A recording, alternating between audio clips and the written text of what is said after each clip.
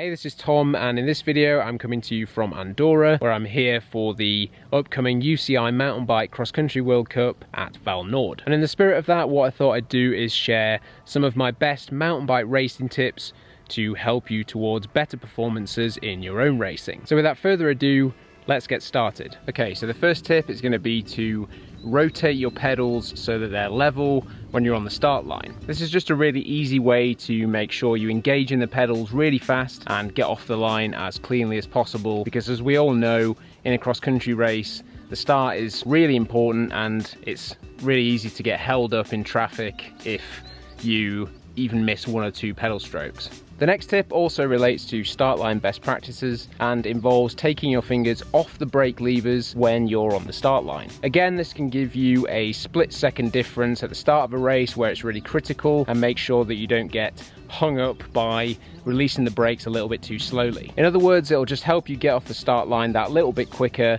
and it'll give you one less thing to think about. So the third tip is to nail your pre-ride. And what I mean by that is to make your pre-ride of the track and your course check as purposeful as possible. What you want to do is do a few laps where you just ride around at a slow pace and you don't mind stopping a few times to check lines and some of the different technical sections that might be on the track. You also want to include at least one race pace lap, whether that's a whole lap at race pace, though this might be difficult because it's quite hard to push that hard for that long when you're not in a competitive environment and there may be lots of other riders on track looking at different sections, or doing a lap where you just do certain sections at race pace. These might include some of the key climbs, or even better yet, a combination of a climb and descent. This will just get you up to speed and used to hitting different sections at the kind of speed you'll be doing in a race, which is quite different from when you're just scoping things out at a slow pace. If you're on the track for a fair amount of time, you might see different lines developing as well as the track changes. And this is especially true if the weather's bad and the track surface itself gets pretty soft. So you want to see if there are any emerging faster lines that you can take to nab a second or two every lap. Tip number 4 is to move your warm-up as close to the start of the race as possible. A warm-up does various things, including getting the muscles activated and blood flowing around the body, but it also literally warms up the temperature of those muscles. And you want to preserve that heat that's been generated by the muscles as well as possible, and moving the warm-up towards the start of the race is a good way to do this. You also want to employ some passive and active heat maintenance, where active would mean keeping the legs spinning, so using a turbo trainer or a set of rollers at the start to keep the legs spinning, and passive would be in colder situations, for instance, wearing warm and insulating clothing to lock in that heat. Tip number 5 is also related to the warm-up because it's that important, but it's one that I haven't seen shared anywhere else, but that I find works really well. And that is to use a mini core workout as part of your warm-up. Common core exercises such as planks and sit-ups can really help to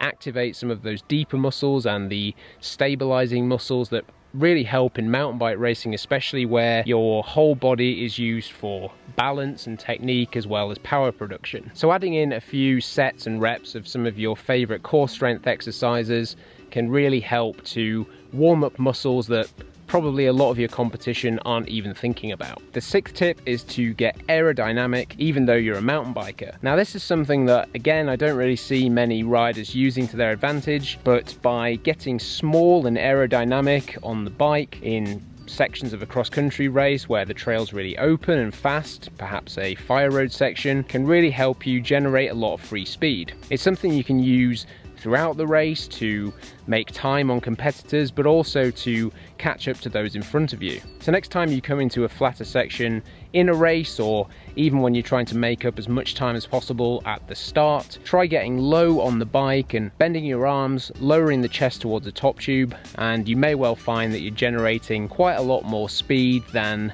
you might do in a normal seating position. Okay, so moving on to the 7th tip, and if you've got support in the tech zone, consider filling your bottles only half full. If you watch a lot of the top elite riders and some of the World Cup footage, you'll see that a lot of them only have their bottles half filled at any given time. And this is because, generally speaking, you're not going to drink a whole lot in a 1 hour 20, 1 hour 30 cross-country race, and what you do drink within a lap is probably less or about equal to half of a bottle, so about 250 milliliters. And if you've got support in a feed and tech zone where you can pick up a bottle at least every lap or maybe even half a lap, it really doesn't make sense to be carrying around all that extra weight. With so many racers trying to save weight off their body and their bike and equipment, it really makes an easy win to take out a lot of weight from your bottle that you probably don't need. The next tip is essentially a mistake to avoid,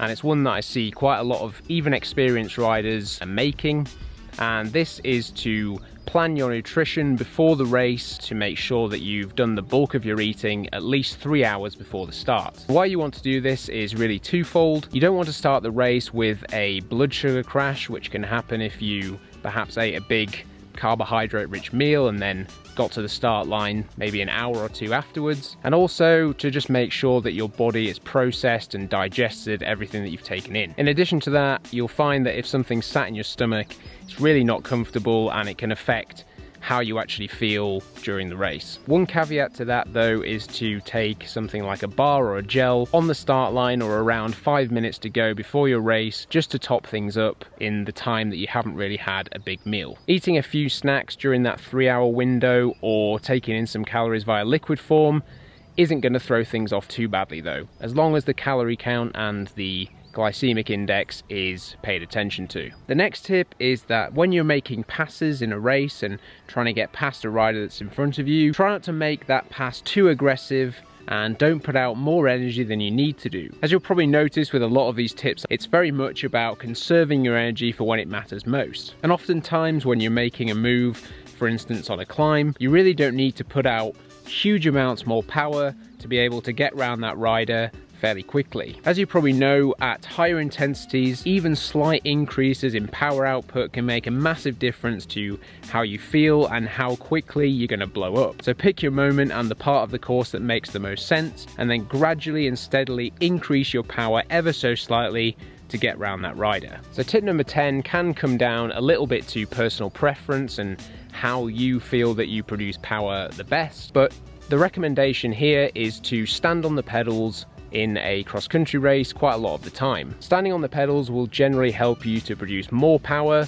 because you're using more of your body weight and can leverage the arms a little bit better. And even though it might not be quite as efficient over perhaps a long climb such as on a road bike, because the climbs and ascents in a 1 hour 20, 1 hour 30 cross-country race are going to be fairly short, you want to prioritize generating that maximum power, perhaps over efficiency. You do want to make sure that you're comfortable in this style of riding though, so adding in some specific intervals in your training where you're standing on the pedals for longer periods of time is definitely advised. You'll get the most benefit from standing on the pedals when you approach short, sharp and steep climbs, as well as when you want to accelerate to perhaps a bridge up to another rider. Moving on to tip number 11, and this is a pretty quick one, and that is to check your cleats are clear before the start of a race and when you're on the start line. It's really easy if you've been doing some final course checks or walking around before the start for those cleats to get clogged up with little rocks and mud, and it's also easy for your pedals to get gunked up as well. So check both of those before you start the race,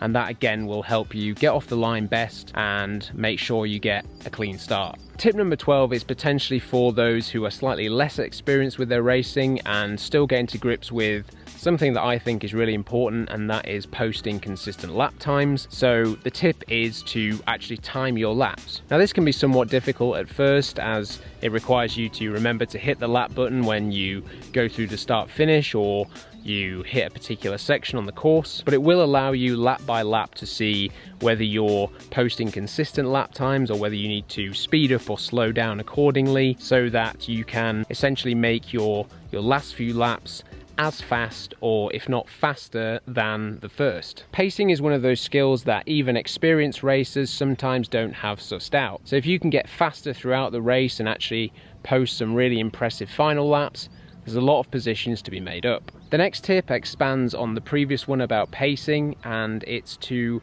use sprints and hard surges sparingly. Now you've only got so many surges that you can use throughout a race. Now you'll often see a lot of racers burning these matches and using some of these sprints and surges right after the start when actually it's not that critical to use them. You need to assess whether sprinting maximally for 5 to 10 seconds out of a corner is really needed. And if it is, then use it. But if you can bridge up to some riders, for instance, if the track narrows ahead, it might be worth just soft pedaling and using that sprint for a more opportune time. Obviously, if you're racing in a group and you're getting towards the end of a race, you want to have at least one hard effort in you in case it comes down to a sprint finish. The top line advice is to go with the race as best as you can, but to do so minimizing the amount of hard surges that you do.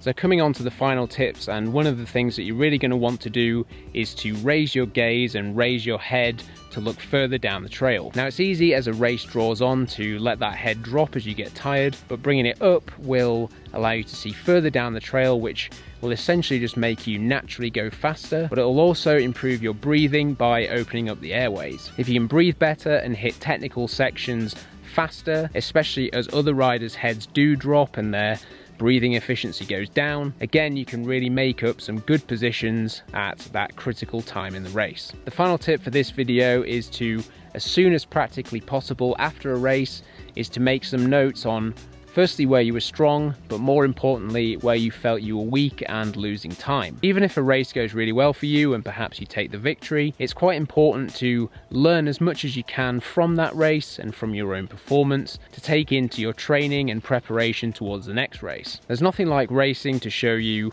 where you're struggling and where other riders have an advantage over you, so whilst it's fresh in your mind, make a note of that and you can then take those learnings into better training towards your future events. Keeping a journal handy in the car or just using the notes app on your phone is a really good way to do this. You can then forward those notes onto your coach or put it directly into your training if you're a self-coached athlete. So hopefully these tips will help you towards some better performances in your upcoming mountain bike racing. And if you've got any questions at all, then do get in touch or leave them in the comments section below this video. But otherwise, thanks again for watching and I'll catch you on another video soon.